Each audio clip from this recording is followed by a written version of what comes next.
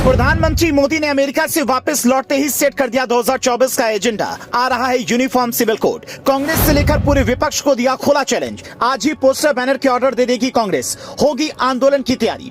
Delhi NCR के printing banner वालों को मिलने जा रहा है करोड़ों का ऑर्डर। मुसलमानों पर सरकार का रुख देख सब हैरान। पहलवानों के खत्म हुए आंदोलन के बाद राकेश टिकैत को मिलने जा रही है बड़े आंदोलन की जिम्मेदारी। बंद होगा गाजीपुर बॉर्डर। तो भैया ये तो तय हो गया है कि जैसे हर चुनाव में पिछले 9 सालों से होता आया है, पीएम मोदी आएंगे, वो चुनाव का एजेंडा सेट करेंगे, फिर पूरा विपक्ष काम पर लग जाएगा। हो हंगामा बवाल के बाद चुनाव नतीजे आएंगे और मोदी फिर से चुनाव जीत लेंगे।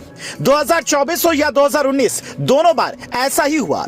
पीएम अमेरिका से आए और अपने मध्य प्रदेश के दौरे के दौरान बता दिया कि यूनिफॉर्म सिविल कोड सरकार लाने जा रही है। ये तय है। पीएम ने जैसे इस मामले पर अपना रुख साफ किया, वैसे ही एक और चीज भी साफ हो गई कि देश के आंदोलन जीवियों से लेकर विपक्ष को पीएम फिर से काम पर लगाने जा रहे हैं। आंदोलन जीवियों में पीएम के ऐलान के बाद करंट दौड़ गया होगा। पोस्टर बैनर के ऑर्डर देने की तैयारी होगी। क्रांतिकारी नारे लिखे जाने लगे होंगे। राकेश टिकैत की फोन की घंटी लगातार बजने लगी होगी। पहलवानों वाले आंदोलन के बाद आंदोलन जीवी और विपक्ष के नेता काफी निराश हो गए थे, लेकिन पीएम मोदी के खुले ऐलान ने अब फिर से योगेंद्र यादव, मेघा पाटकर जैसे क्रांतिकारियों के लिए उम्मीद की किरण दिखा दी है। पीएम की यूसीसी पर बोली गई बात से विपक्ष में खलबली तय है। 2024 का चुनाव यूनिफॉर्म सिविल कोड के मसले पर लड़ने जा रही भाजपा। पीएम ने एक सवाल के जवाब में बता दिया, सच होने जा रही है समान नागरिक संहिता। यूपी की रानी चौरसिया के सवाल पर पीएम ने देश को बता दिया यूसीसी पर सरकार का मिजाज। रानी का सवाल था, कुछ लोग यूनिफॉर्म सिविल कोड का विरोध कर रहे हैं, जिससे मुस्लिम भाई बहन को काफी भ्रम हो रहा है। भाजपा कार्यकर्ता होने के नाते उनको अपनी बात कैसे समझाएं? साथियों, भारत के मुसलमान भाई बहनों को भी ये समझना होगा कि कौन से राजनीतिक दल उन्हें भड़का करके उनका फायदा लेने के लिए उनको बर्बाद कर रहे हैं। आजकल हम देख रहे हैं कि यूनिफॉर्म सिविल कोड के नाम पर ऐसे लोगों को भड़काने का काम हो रहा है।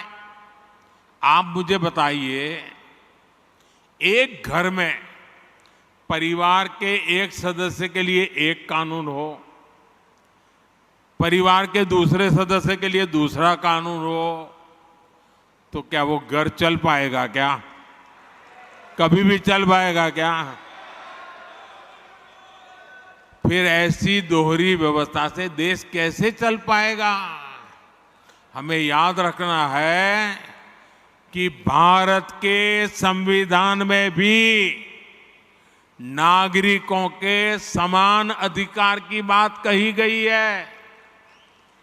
साथियों, ये लोग हम पर आरोप लगाते हैं, लेकिन सच ये है कि यही लोग मुसलमान करते हैं। अगर ये मुसलमानों के सही मायने में हितैषी होते तो अधिकांश परिवार, मेरे मुस्लिम भाई बहन, शिक्षा में पीछे न रहते, रोजगार में पीछे न रहते, मुसीबत की जिंदगी जीने के लिए मजबूत नहीं रहते। और सुप्रीम कोर्ट ने बार बार कहा है, सुप्रीम कोर्ट डंडा मारती है, कह रही है कॉमन सिविल कोड लाओ, लेकिन ये वोट बैंक के भूखे लोग।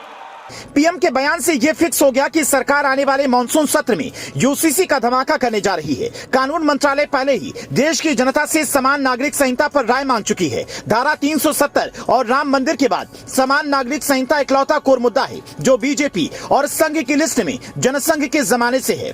प्रधानमंत्री नरेंद्र मोदी भोपाल में थे। वहां मेरा बूथ सबसे मजबूत कार्यक्रम के जरिए वो 10 लाख कार्यकर्ताओं को डिजिटली संबोधित कर रहे थे। इसी कार्यक्रम में पीएम मोदी ने विपक्ष की ऐसी क्लास लगा दी जिसको लेकर विपक्ष को अब होमवर्क करना पड़ जाएगा। मोदी ने बता दिया कि यूसीसी की रेल चल पड़ी है, अब भला जिसमें दम हो वो उस ट्रेन को 2024 की विजय प्लेटफॉर्म पर पहुंचने से रोक ले। आने वाले दिनों में आपको गाजीपुर बॉर्डर, सिंधु बॉर्डर या जंतर मंतर से आंदोलन की तस्वीर देखने को मिले तो अचंभित मत होइएगा। Bureau report, leading Bharat TV.